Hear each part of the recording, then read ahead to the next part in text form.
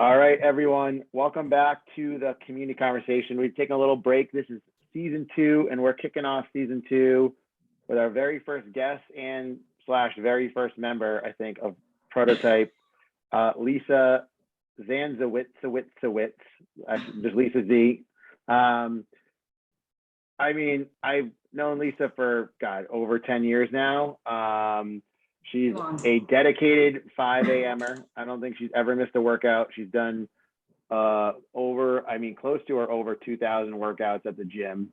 I mean, everyone knows Lisa, also wife to Brian Zancewicz, and a mother to Marshall and Macy. So anyway, I don't think you need much more of an introduction, Lisa, but I appreciate you being on the community conversation today. Thanks for having me. It's pretty exciting. Yes. It's been like 13 years. Like, I feel like it's been a long time. It's been a long time coming.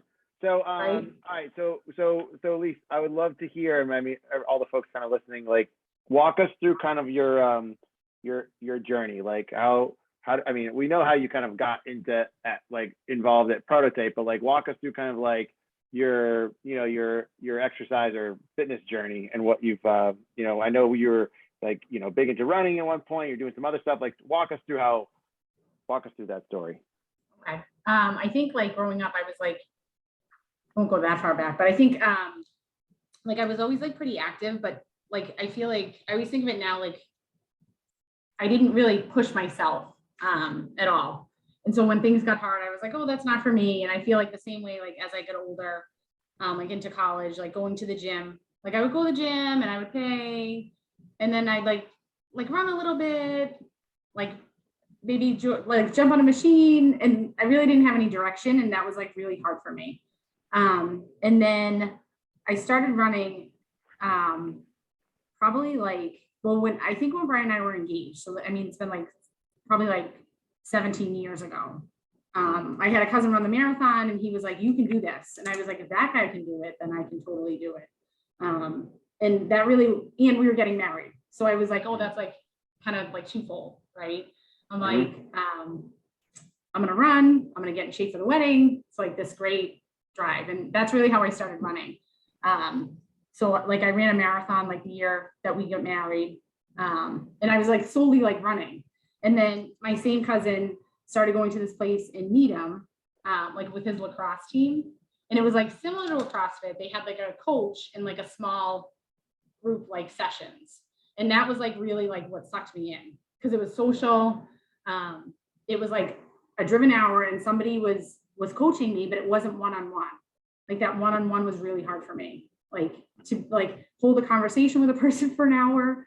Like you personal train, like it can be like so tricky, right?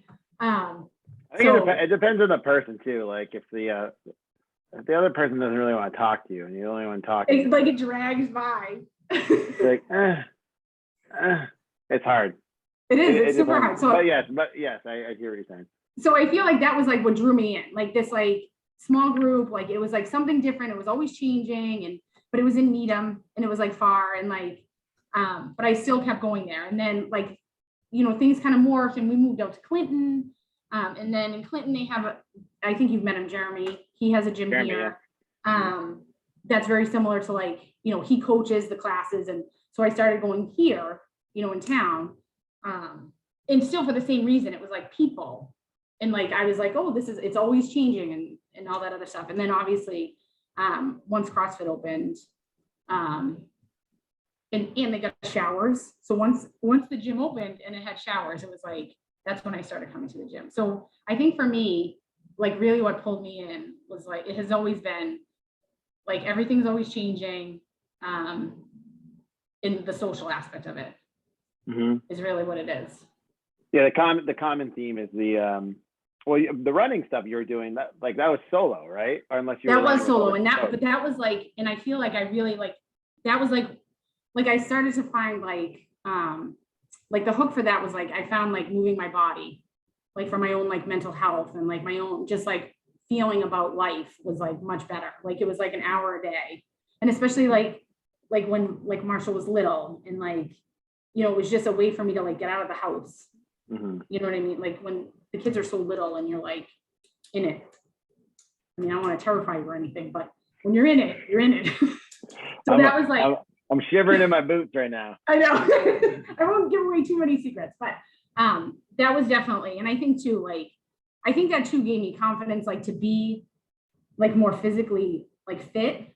You know, I always feel like when people come in, they're like, oh, I can't do that. Or I'm like, you don't have to be like that. And I think that was one of the things for me early on, like made me like not confident. And then running kind of built that for me. That's cool. I mean, definitely running a marathon can definitely do that. What was that? Yeah. What was that like? I ran the first marathon that year that we got married. So it was like 2006 and it was in Lowell. It was like a double loop. So like you run one, if you run one, you're just done with the half marathon, then you run the second one. So like when I got through the half marathon, I was like, I can't believe like, what did I do? Like, what did I sign up for? You know what I mean? And like Bri, like being as good, like husband self was like there to cheer me on, which he's like, I don't think I like cheering you on because like you run by and like, what am I doing? You know, like you just like clapping for 2 hot seconds. I'm like, oh. So I think, you know, running a marathon is more of like a mental game than really anything else. For sure. I can imagine that one. I mean, running a lap, being halfway done, and you're like, and still having to go around. I have another hour and a half, 2 hours, like to keep running or whatever. I mean, for me, it was like more like two plus. Yeah. Yeah. Well, yeah. I mean, like it's just, I can imagine that being so mental, like doing 2 giant loops versus like, you know, and then you said another one. I've done Boston. Yeah. 3 times. Yeah. And I really liked Boston, for one, because we grew up like watching it. I grew up in Framingham, so like we used to watch it all the time. And then it's like it's always so crowded and like the fans are there and it just is like such like it's like just what you know when you grow up. So when I did it, I was like, even though, you know, it was not the greatest of pace for me, it was definitely an experience for sure. It's cool to check. I mean, you did 3 times. What was your best year? What was the most memorable year? I guess it doesn't need to be the best time, but what was the most memorable one? The most memorable. The weather for those ones. The weather for Boston can be hit or miss, right? Like, yeah. The first one I did, it was like a nor'easter. Like it was like a rainy nor'easter. Oh, geez. So if it was like cold, it would have been snow. But it was like whipping rain. Like it was like the weather was not great at all. It was nice. I mean, it was like, it wasn't super hot. And then the other 2 were okay, like pretty seasonable. So yeah, that's good. Yeah. What was the one that sticks out to you the most? The one I think I ran one with my brother. My brother's 3 years younger than me. And he decided he was going to run like, I don't know, like 3 months before the race. So like he had gone on a couple runs and he was like, this is great. So just, I think being able to do that together was fun. And then at the end, we had a lady, he's like a foot taller than me. We had a lady take our picture. We were like, we just ran the marathon. Like, this is my brother. We're like so excited. And it's like me, and then it cuts off his head. So it's like his shoulders. And like, but like, she was like, oh my God, I'm so excited. She takes the picture, hands it back. We're like, thanks so much. And then she walks away. And then we look and we were like, what? Like, but it was like, you know, cell phones were like kind of a thing, but not really. So that lady, who knew? So shout out to the worst photographer ever. Yeah, other than my mom. So mom's definitely number 1. This lady number 2. It's so funny. Well, you definitely just walked us through this cool journey, and then obviously getting into working out at Prototype and CrossFit classes and whatever 2012. I'm sure you have a lot of like memories, or like things that stick out in your brain. Have you seen things, people come and go? You've seen things change, things move around, you know, the hairy turf and all that sort of stuff that people remember. But what sticks out to you over the past 10 years? I think, you know, when I think about it, and sometimes Brian and I laugh, like, it's been like pretty amazing to watch, like it grow and change. You know, I think back when it was still like a conversation and like, and I'm sure you've heard me say this before, like Marshall was like 2.5, like I was pregnant with Macy, right? And I was like, oh yeah, Brian, that sounds great. Like this will be a great idea. And then he like followed through and did it. And I was like, oh my God, right? And then it was just the 2 of you. And it was like, you know, I mean, I'm sure you know, but so I feel like the journey itself has been like pretty amazing to watch. You know, and I think when I think about it, even for me, like it was so new and unknown, like when it first opened for me, you know what I mean? Like, I think like, oh my gosh, like the pull-up bars on the other side and I could barely do a pull-up, you know, and then like, and I can remember that like first competition, Caitlin and Caitlin, you know, I think back like, and I, you know, I wanted to be Caitlin so badly, you know, like, and it was pull-ups and I'm like, I can barely do a pull-up. And she's like, she's doing them. And it's just like things like that. Like, and now I'm like, oh my gosh, I can't, you know, as much as I wanted to be Caitlin, it's just not about that anymore. Do you know what I mean? Like, I do think, and I think the people, I always say that, I mean, clearly some of like, I've gone on trips with, you know, my special group of people. We've had like some amazing experiences. So I think, you know, if it had never opened the doors 10 years ago, you know, how different life would be. So it definitely, it's pretty interesting, I think. Well, you guys definitely seem to have the tight connection. You refer to them as your special group of people. I don't know if that's like what you call each other. But I assume you're talking about the some of the ladies from the 5 a.m. and the 6 a.m. like classes. And it's cool. I mean, like, you know, like from the inception and the start to like, you know, you're talking about going on trips and building like relationships and like that sort of thing. I mean, it's just like it's a cool thing that's happened. You got to see it kind of like go from where it was to where it is, and to, you know, it still continues to change and different things are like happening and that sort of thing. The thing I always like, when we do these like conversations, like there's always these like particular, like whether they're events or like, you know, things that stuck out, like, and I know you've participated in almost everything, like any like of the events or anything that we've done like at the gym like stick out to you, or I guess like maybe like a memorable moment or anything that comes to mind. Like my most memorable thing. Yeah, something like that. Yeah, anything that comes to mind. Curious. I don't know. Like I always feel like the competitions are fun. I don't know if I have like one that sticks out like completely. I mean, you've watched people pee on the floor. I mean, like I sure have actually, which is always like, I'm like, oh, it's always shocking, but not really. You know what I mean? Yeah, totally. You know, one time like during, I think it was during the open, they had like a 95-pound snatch, and I got it, and I remember Garrett was there, and he'll probably be like, I can't believe she called me out for this. She was like, was that real? And I was like, it was real, you know, like that sort of thing. But I think, you know, I think to go back to like that, like social part of it, I feel like, you know, like we have like parties at the end, or like even like the holiday parties at the gym, and like those things are things that are super fun. Like you know, I mean, I'm sure like people would be like, we have a holiday party and I'm like hiding on Brad because he's ready to go, and I'm like in the back because I'm not ready to go. You're like, you know, I'm still partying. Let's go. He's like, I'm done. He's like, it's 11 o'clock. We have to go. Like, pull the car around. Like, okay, I'll be there in a minute. Yeah. So funny. He'll be psyched I'm saying this out loud. Yeah, no, the social stuff. There's so many social events and stuff that we've done over the years. It's almost hard to keep track. Honestly, it's hard to keep track. It is. I know. When I think about it, I'm like, oh my gosh, like to pin down like one thing, like one PR. Like I feel like the energy that's there, like all those things are like are like amazing. You know, like whenever you're there. Totally. Competition, social things, like the open, anything. I have so since you're such a veteran of basically you've done basically every workout. Again, I'm not joking. It's like 2,000 or more, maybe even close to it. I got to check it, but it's like close to 2,000. You have to have like a favorite workout, like what, or maybe an idea of it. I'm curious what that is. My favorite workout. Totally, favorite workout. I have to be like, I feel like this is gonna sound like so psycho. Like some of those ladies are gonna be like, that's your favorite. I like doing Fran because it's so like, it's fast And Yeah. like, I could see like over time, like how my time's like gotten better. Do you know what I mean? It's so like, just quantifiable.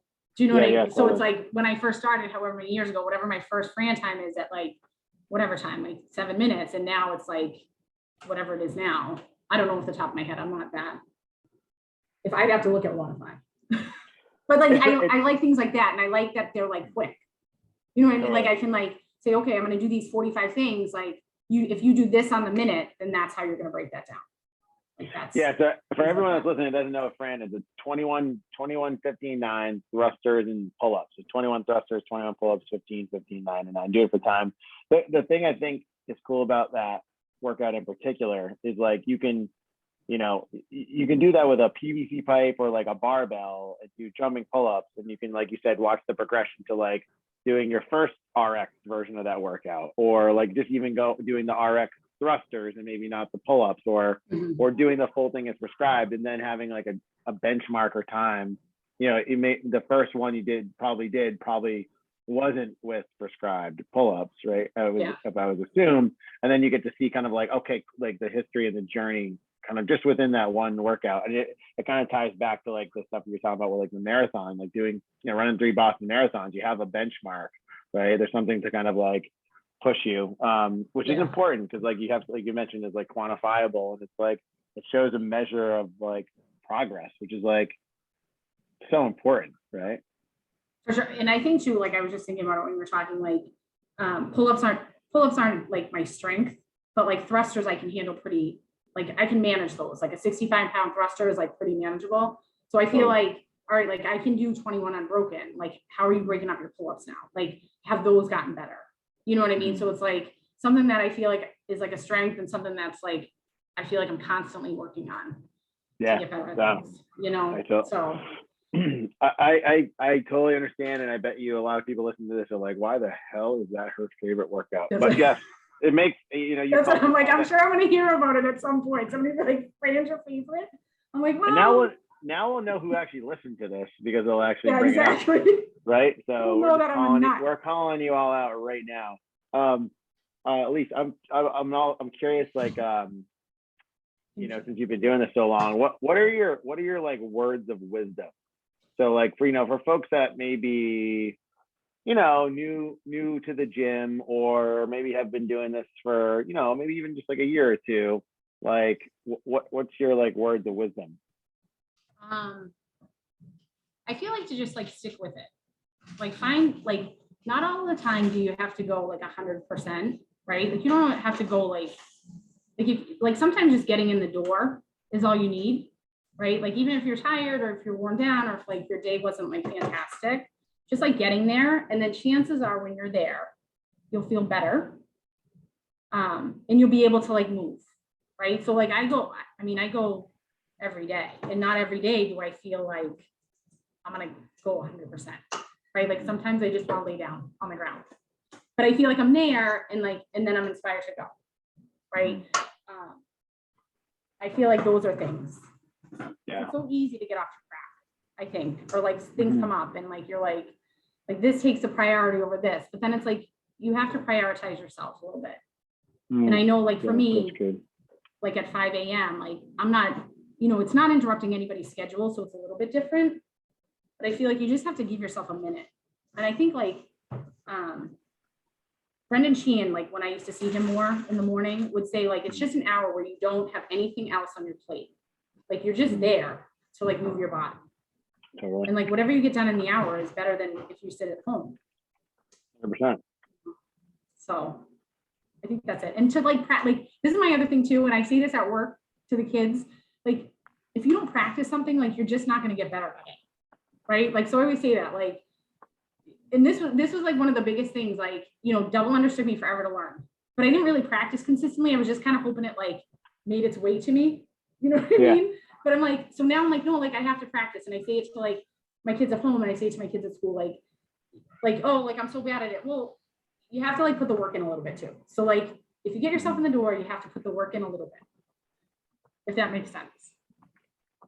That 100% makes sense. You know what I mean? I always say to Brian, I'm like, Brian, I want to do like, I'm like, I think eventually I'd like to get a muscle up. And he's like, all right. I'm like, but I'm not ready to practice enough yet. Like, I'm not ready to like commit. Right. So I'm like, so for now, like, I'm going to work on like my pull-ups and my chest up, you know, like I just, so I'm like, maybe over the summer, like when I'm not working. So basically what you said was show up, give it your all, and work well with other people in the gym. Like build a relationship. Pretty much. It's like a good like human being tactic. That's basically like foundational of like human being as it relates to anything. Yeah. So that's probably the best advice that has been given on any community conversation at this point. Show up, give it your all, and build relationships. It's pretty dang good advice for anyone that is new to it. And distill down. If you don't practice, you're not gonna get better at it. No, it's true. You gotta put the work in and get your ass through the door. So I know that's all you have to do, really. Just get in there. I think once you're there, all you have to do. Yeah, if there's a queen of consistency, you have that title. I will say that. Definitely like a good routine for sure. 100%. All right, we are at time right now because I have made a change to I've been saying it for how many episodes we did in season 1, 60 something episodes. I'm changing the question, and there's only one question right now. And the old questions were favorite movie, favorite TV show, like favorite musician, favorite band, favorite song, like what do you like to do when you're not working out, like, you know, what's your hobbies, which you can talk about that. But the question that I have, it's not really a question, it's more like a game we'll play real quick for everyone. 2 truths and a lie. All right. Which we've all done that. So you need to tell me 2 truths and a lie, and I need to pick out the lie. And I don't know, there's no winner or loser here, but it's just me guessing it. But then you need to elaborate on those truths a little bit. Okay. If there's any merit to it. But I think there's merit to it. But if there's any fun stories that come out of it. But anyway, and by the way, I did prep Lisa ahead of time with this because this is a hard thing to do. But everyone else going forward, you should know what to expect because this is what we're going to ask at the end. So anyway, 2 truths and a lie. Whenever you're ready. All right. Let's see. As a freshman in college, I traveled to Florida during spring break and had sun poisoning on my face. I've been kicked out of multiple Red Sox games. Kicked out of what? Multiple Red Sox games. Red Sox. And I started college at Providence College as an accounting major.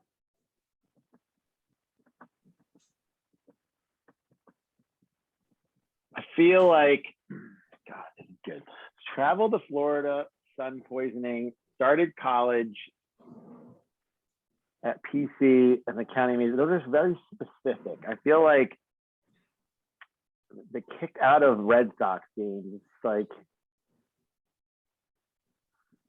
God, I gotta pick the lie here. This is hard. It is hard. It's hard to think of them. And I'm gonna keep score for myself, which is like, see what my record is. I gotta go with my gut tells me it's the Red Sox, but the Florida sun poisoning. No, that's true. God, that's true. What's the lie? I started at URI, so as an accounting major. So I've been kicked out of Red Sox games. I did have sun poisoning. All right. Well, now we have some juice. What you have to tell us. Now this isn't just okay. So my gut was I guessed the sun poisoning. My gut I was kind of thinking Red Sox because it was very general, but it's true. I was like so off. I wasn't even close. I wasn't even like. I know I went super specific because I was going to keep that as my truth, like that I did go to URI as an accounting major, totally. Like initially, and then I was like, that's the easiest one to change because I can just change the place. You just change the place. That's smart. You outwitted me. Okay, so the Florida sun poisoning. This was like, let's talk about that real quick. So basically, this was like a spring break thing, or what? Yeah, we went down there for spring break, like, and I basically like put moisturizer on my face instead of sunscreen. and in the hot Florida sun was out there like having myself a day. And then we came back in and it was all like bubbly and gross. It was, Oh my God. It was awful. Oh my God. So like I was sick to my stomach, like it was so bad. And then when we Yeah. got back, like my dad picked me up and like at that point it had looked good. Like, cause it had like kind of peeled and like bubbled. And he was like, Lisa, like you look terrible. And I'm like, no, this looks great. That poor guy. He was like, what happened? So the first thing that comes to my head when you tell me that story is, have you told Brian that story? Because he puts freaking coconut oil on his oh my body. God. Oh, yes. Brian knows. Brian knows. Brian tells me because my skin's lighter than his skin. Got it. That Native American skin. That's it. So, okay, so he can put baby he can oil. Rub himself down with coconut oil, I guess. I don't know. He can He get really lubed loves up that in as the a oil. moisturizer. Whenever he tells me that, it reminds me of the greased up deaf guy from Family Guy running around. Anyway, I don't know if you're familiar with that, but that's just what I think. I'm sure I've seen it. Now you got to tell me about these Red Sox. So this wasn't just one Red Sox game. This was multiple. Yeah, it's like there were like two of them. And then another one we left. So we used to get like packs of tickets and go with like 8 of our friends. This is way back, like before, like Brian and I were dating. So we were like, he was 21, barely. So, you know, and then, so we were at a Yankees game, like a Yankees Red Sox game. And our good friends are Yankees fans and they were there. And a guy like took her hat. So of course we stop and we're like barking at him, like, give it back, you're a jerk, blah, blah, blah, whatever. And so he didn't. And then he finally tosses it back. So we take it, now we're screaming down. And then that guy's yelling back and so he and I are like having this exchange. And then he calls me a pig. So Bry's with me and loses his mind. So they like bring Bry out. They like escort Bry out. So now I'm like kind of mad at Bry for getting kicked out first, but then also like whatever. So then the guy like turns around and he's still like taunting. So he turned around and watched the game and like from where we were, like I threw my beer on him. And then I sat down ever so calmly and like continued to watch the game until there was like a policeman at the end of the road. And he was like the nicest guy ever. But totally, that's what happened. So they're like, yeah, you can't throw beer at people. I know it's like not my proudest moment, but it's still like at this point, however, 20 years later. Yeah. Like I could picture you throw the beer, then sit down and just like nothing happened. Like or you're waiting for something to happen, and you're like, oh, that was a bad idea, or am I in trouble now? Just like, that's exactly what. Like I was like, oh, and then like we get outside, and of course I can't. They bring Bry out like a different way, and I'm trying to find him. So that was okay. So that was what was the second? What was the second time? Pretty similar. Like another guy like threw something. And we like similar, like screaming. The throwing of the beer though, that was like the all-time high. The second one was more of like, one guy threw something back at us, and then like we're yelling, so then they just take everybody out. So, got it. Get into fights with drunken Red Sox fans. No, you can't. And now, like we go to games now, and I'm like, oh my gosh, like this happened, and I'm sure people, like families were probably there, right? Like, what was I doing? You know what I mean? Like as a parent now, I'm like, oh my gosh, Lisa. I mean, I remember. I mean, I haven't been to a Red Sox in a while, but I feel like they're more. I feel like it's more tamed now. I agree. But with that being said, there's always drunk, obnoxious people doing drunk, obnoxious things. So that's what happens when you add alcohol to sports. That's what happens for sure. All right. Well, somebody overserves you. It's not your fault. No, it's never mine. It's not your fault. Somebody overserves me all the time. Whoever overserved you, it's their fault. Damn it. All right. Well, Lisa Z, you just played Two Truths and a Lie. First time on the community conversation. We just learned a ton about you, which is awesome. It's a good way to end the community conversation. I appreciate you that was a good joining, being on today. Thank you for having me. Of course, sharing your story. Everyone that's listening right now, thank you so much for tuning in to this week's community conversation. Remember, every week going forward, season 2, you will have a new community conversation hitting your inbox every Monday to start the week. So thanks for tuning in. You can check us out on Spotify, on YouTube, Apple Podcasts, all that fun stuff. So until next week, thanks everyone. Thanks, Lisa. Bye. Thank you.